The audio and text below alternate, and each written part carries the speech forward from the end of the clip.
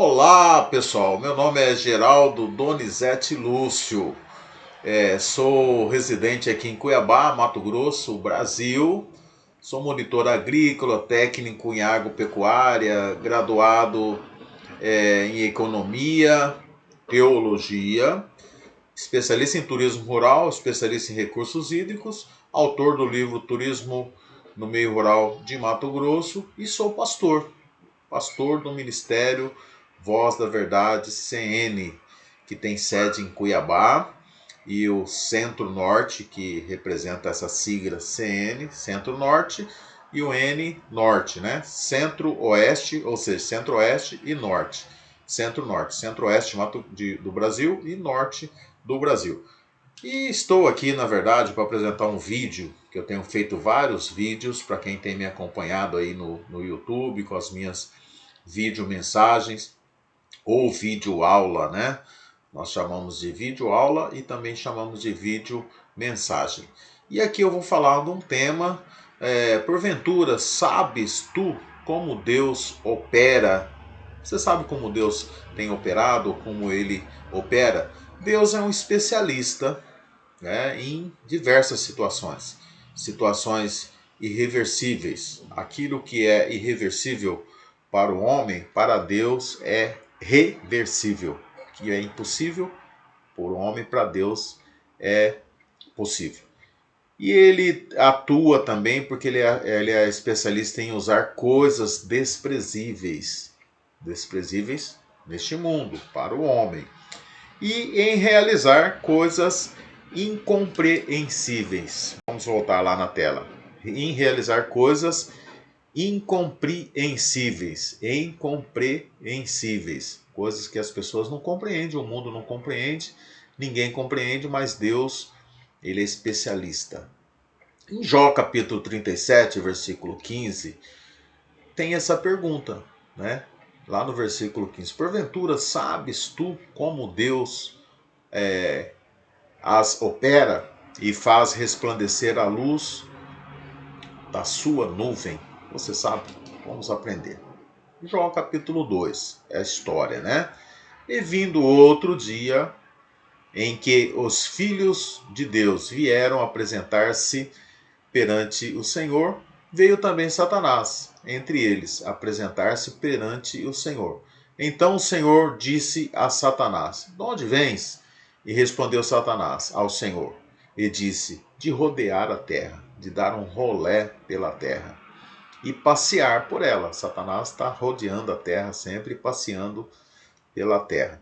E disse o Senhor a Satanás: observaste o meu servo Jó? Porque ninguém há na terra semelhante a ele, homem sincero, reto, temente a Deus, desviando-se do mal, e que ainda retém a sua sinceridade. Sincero, né? Mantenha a sinceridade. Havendo-me tu incitado contra ele para o consumir sem causa. Jó era este o nome dele. Este era o homem Jó. Mas o que há de tão especial nele, nesse homem chamado Jó? Um homem como nós. Vocês repararam que Deus cita 4 características que Jó tinha? São 4 características. Cada uma delas tem como princípio agradar a Deus e ser uma bênção nessa terra, onde nós estamos, onde nós vivemos. Característica número 1, sinceridade. Sincero, sem cera, sem máscara, sem esconder as coisas. Retidão, íntegro, integridade, de viver uma vida reta. Temor a Deus, que é o princípio da sabedoria, o princípio de todas as coisas. O princípio da sabedoria é temer a Deus. Desviar-se do mal. O mal vem e você não pode impedir que ele venha, mas você pode cortar a volta, desviar, né? Olha aí os princípios e as características de Jó. Modelo de bênção de Deus para a humanidade neste mundo. Qual que é o modelo? Paciência. Jó acabou sendo um símbolo da paciência. Fé. Jó também acabou sendo uma referência, um símbolo de fé. Cura aconteceu na vida dele. Ele foi curado, porque sobreveio para ele muitas desgraças, sobretudo doença de chagas na pele dele e tal. Prosperidade. Isso foi bênção que veio sobre a vida de Jó depois. E restituição. Então Deus deu muita paciência, muita fé, e através da paciência e da fé ele teve cura, prosperidade e restituição. Vamos lá. Jó capítulo 37, versículo 15, que é o tema dessa videoaula, dessa mensagem de hoje. Porventura sabes tu como Deus as opera e faz resplandecer a luz na sua nuvem, na nuvem que Deus criou. Deus opera em situações irreversíveis, em usar coisas desprezíveis. Deus opera também em realizar coisas incompreensíveis. Deus é especialista nisso. Vamos reafirmar para que a gente possa tomar posse da mensagem e da aula de hoje. Quantas vezes questionamos o trabalhar de Deus? Até mesmo Jó, na fervura da fornalha, quando ele estava lá naquela grande luta, ele disse: ah, se eu soubesse onde poderia achar Deus, então me chegaria ao seu tribunal, ao tribunal de Deus, exporia ante ele a minha causa, a minha boca encheria de argumentos. Ele teria muito argumento para falar da vida dele, né? Para questionar Deus. Saberia as palavras que ele me responderia e entenderia o que me dissesse. Jó na fornalha, no cume, né, no máximo da sua luta, já era lá no versículo 23, já estava quase no final, ele usa essas palavras. Você percebe como temos mania de querer expor para Deus nossa contestação e a nossa queixa?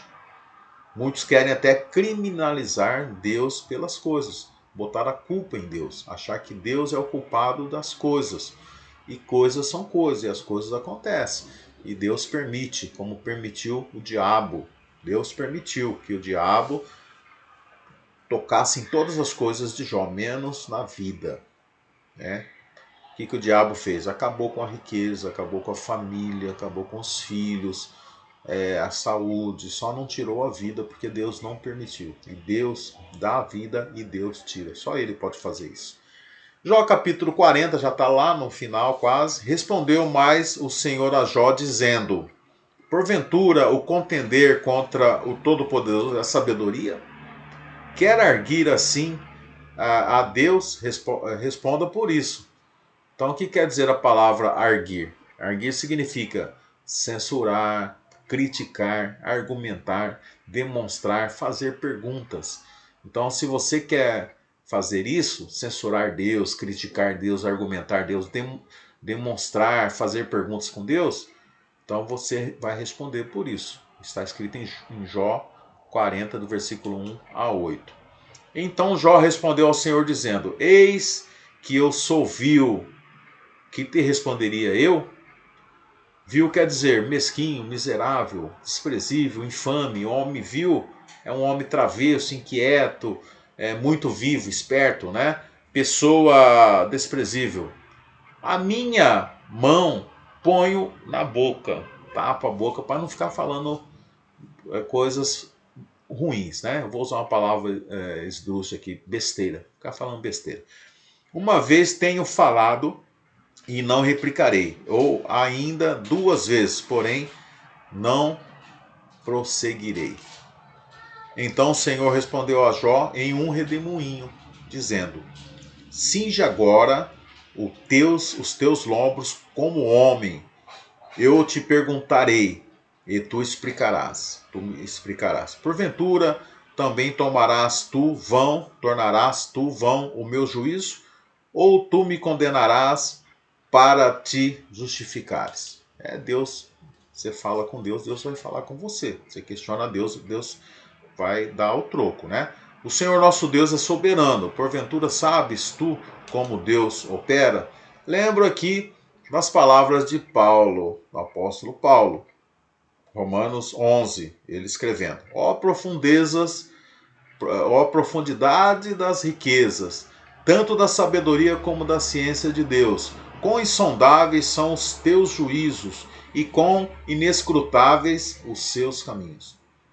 Porque quem compreendeu a mente do Senhor? Ou quem foi o seu conselheiro? Quem foi o conselheiro de Deus? Ou quem lhe deu primeiro a ele para que lhe seja compensado? Porque dele e para ele, dele, por ele e para ele são todas as coisas. Glória, pois, a ele eternamente. Amém. Olha aí, o apóstolo Paulo. Nunca subestime a palavra do Senhor. Deus é especialista em situações irreversíveis. Marcos capítulo 10, versículo 24, Jesus, porém, olhando para eles, disse para os homens: é impossível, mas não para Deus. Porque para Deus todas as coisas são possíveis.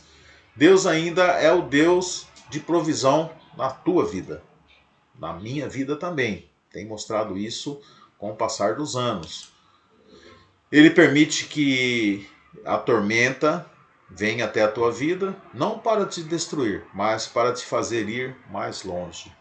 Ele quer te dar uma lição, quer te dar um ensinamento em tudo isso. Olhe para o irmão do seu lado e diga: há uma saída, um caminho sendo preparado bem aí onde você se encontra. Então, se você está compartilhando esse vídeo, assistindo junto com alguma pessoa, na sua casa, com a sua família, com sua esposa, filhos, neto, irmão e alguém do seu lado, diga essa palavra. Há uma saída, há um caminho sendo preparado bem aí onde você está, você se encontra, no leito de dor, num problema, numa enfermidade, um problema financeiro, né? Qual seja a depressão, tá? Veja só o que diz Naum, capítulo 1, versículo 3. O Senhor tem o seu caminho na tormenta e na tempestade. Deus tem um caminho e Deus está lá. Isso que é importante, não é verdade? Deus está conosco no meio da tempestade. Sabe o que eu aprendi com esse Covid-19, que é o mal do século e vai ficar na história? Por isso que eu falo aqui nesse vídeo do Covid-19, que é um grande problema, que começou ano passado, passou por esse ano e sabe Deus quando vai terminar. A vacina está aí, já fui vacinado a primeira dose, vou vacinar a segunda. Eu passei pelo Covid, tive uma passagem há um ano atrás. Foi no mês de junho do ano passado. Passei por 2 vezes, tive Covid 2 vezes, fiz o tratamento e passei. Aí o que eu aprendi? Que Deus livra a gente no problema e livra do problema. Quando ele livra do problema, no meu caso, eu poderia não ter pego o Covid, que eu orei por isso. Aí quando eu peguei o Covid, eu orei para Deus me livrar do Covid. Então na fornalha, Deus fez isso com Sadraque, Mesaque e Abednego. Na cova dos leões, Deus fez isso com Daniel. E Deus pode fazer com você dentro do maior problema. Ele pode te livrar do problema e pode te livrar no problema. Deu para entender? Lembra aqui dos discípulos no meio de uma tempestade. Tudo o que eles entendiam de navegação falhou. Tudo o que eles sabiam. O quadro parecia irreversível, parecia que não tinha jeito. Mas Jesus veio andando sobre o mar. Deus veio por cima do mar. Olha, parecia que não ia ter solução, mas Jesus apareceu. Né? Aquilo que te causa medo, que está trazendo angústia ao teu coração, o mar irreversível está debaixo dos pés de Jesus, está debaixo das mãos de Jesus. Olhe para Jesus. Creia que assim como Pedro andou por cima do mar, você também vai andar por cima, né, desse grande mar. E qual que é o mar? O mar representa aí os problemas, as dificuldades da vida.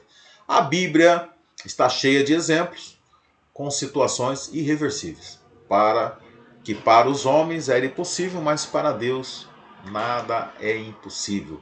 Lembra de Adão? Satanás pensou que a sua queda era irreversível, que Deus não viria mais falar com Adão de forma alguma, mas de repente no jardim do Éden, a voz de Deus ecoou. A voz de Deus ecoou no de repente, no Éden. E Deus perguntou ali: Adão, Adão, onde estás? Onde estás? Como Deus, né? Ou com Deus há sempre uma saída. Por isso Satanás tem tanta ira e tanta raiva de nós, que somos seres humanos criados em imagem e semelhança de Deus. Porque para nós humanos existe misericórdia. As misericórdias do Senhor são as causas de não sermos consumidos. Porque as suas misericórdias não têm fim, renovam-se a cada manhã. Presta atenção nisso, tá? Por isso que Satanás tem ira de nós.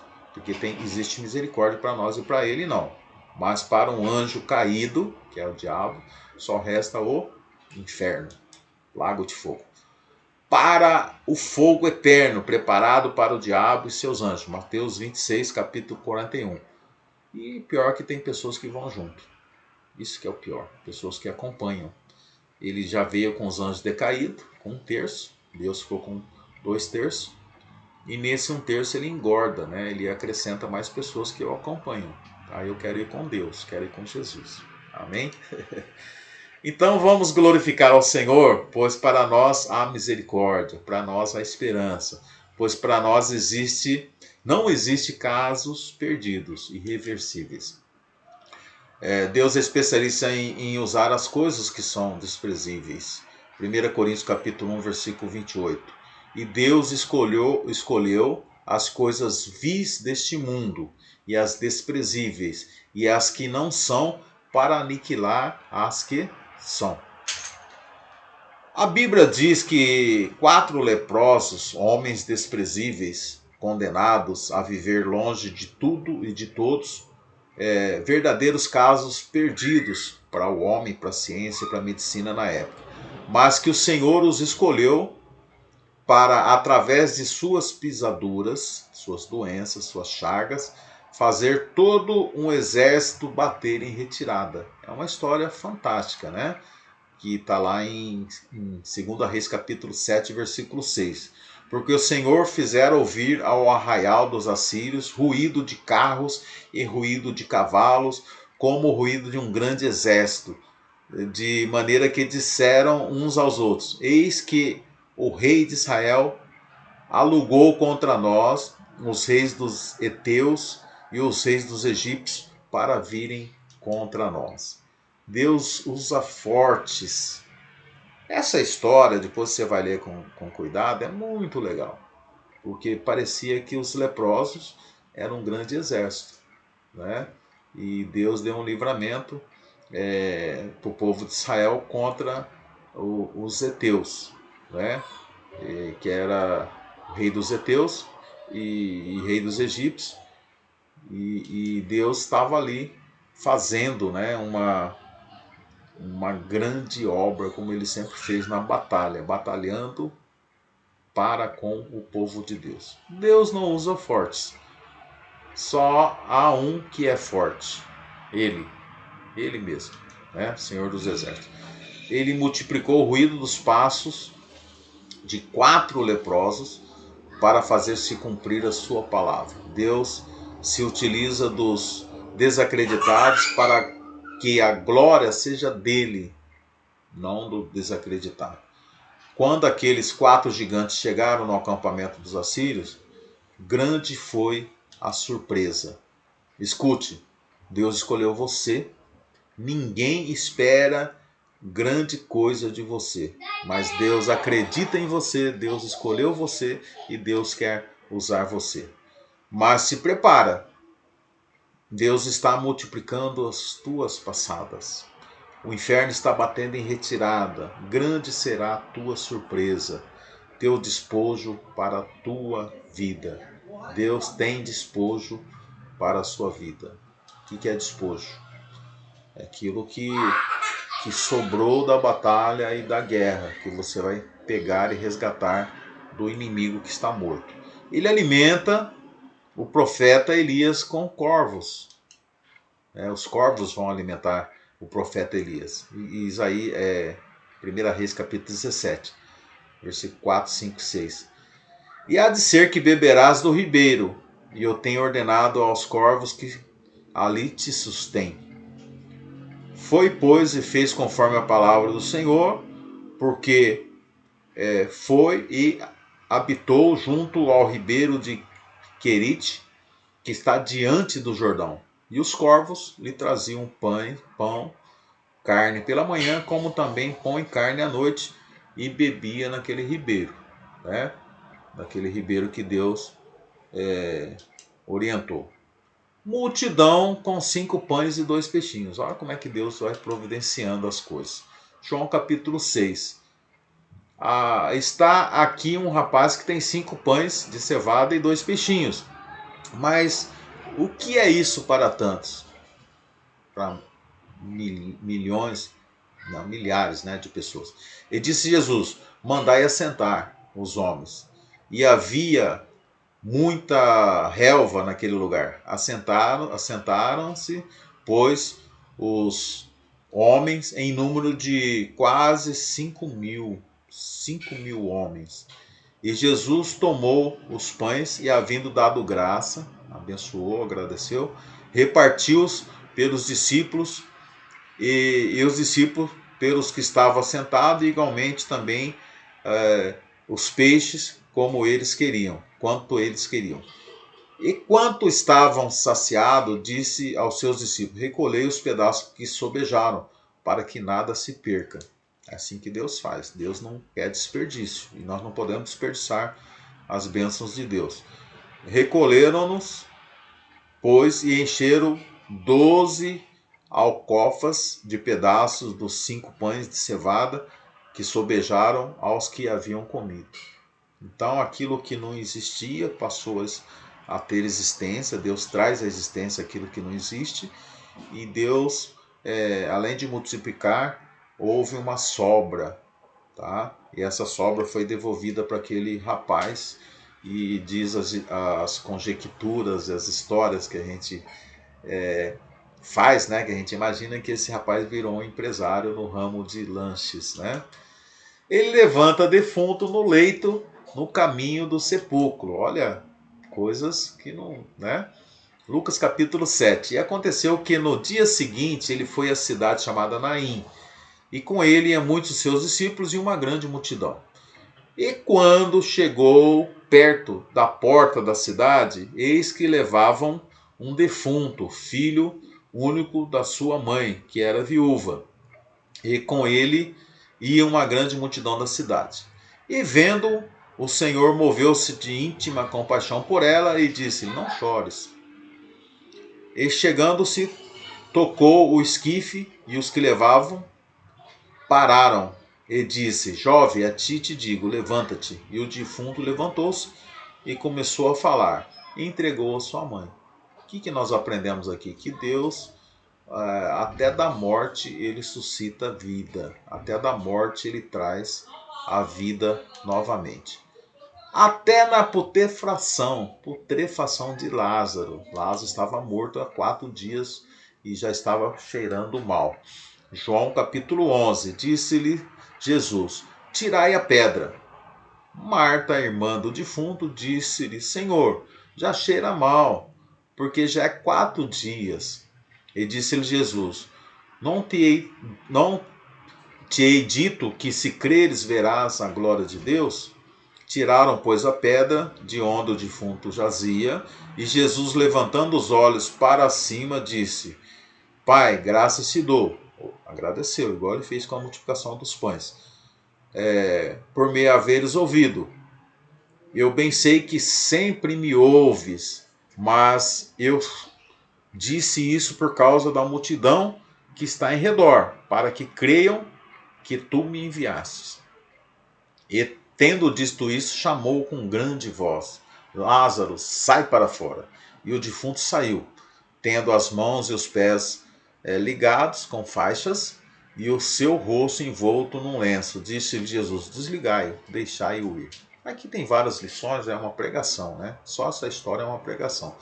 Primeiro, que Jesus podia ter vindo antes de Lázaro morrer e curado. Ele veio depois da morte para mostrar que ele tem poder para curar e poder para ressuscitar. Depois tem outra lição também, que ele pede para tirar a pedra. Tem coisa que os homens têm que fazer, remover os obstáculos para que Deus pode operar. Depois ele pede para que os homens vão até lá e desliguem Lázaro, desata Lázaro, tire as ataduras que estavam envolvendo o corpo dele. São coisas que o homem tem que fazer. É uma pregação, né?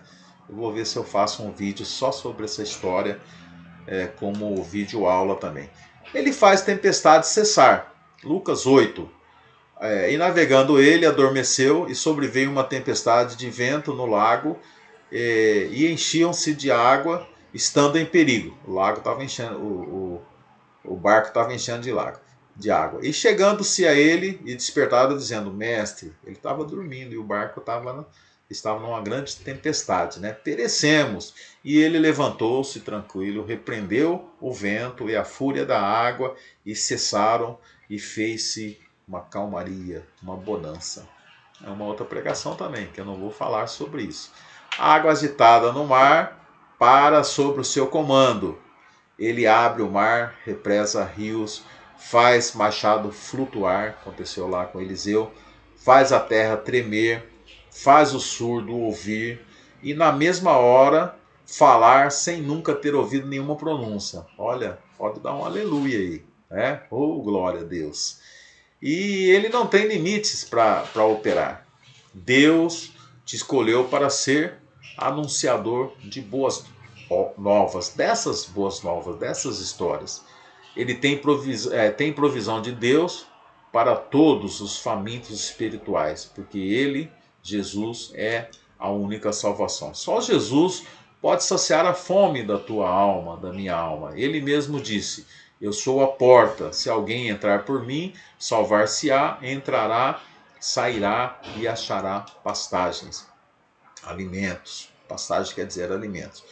Quantos ainda não atentaram para essa verdade, que é preciso entrar por esta porta? Mas infelizmente, muitos não creem, e como aquele capitão, ficam diante da porta, tão perto e tão longe, não entendem que o Senhor os escolheu.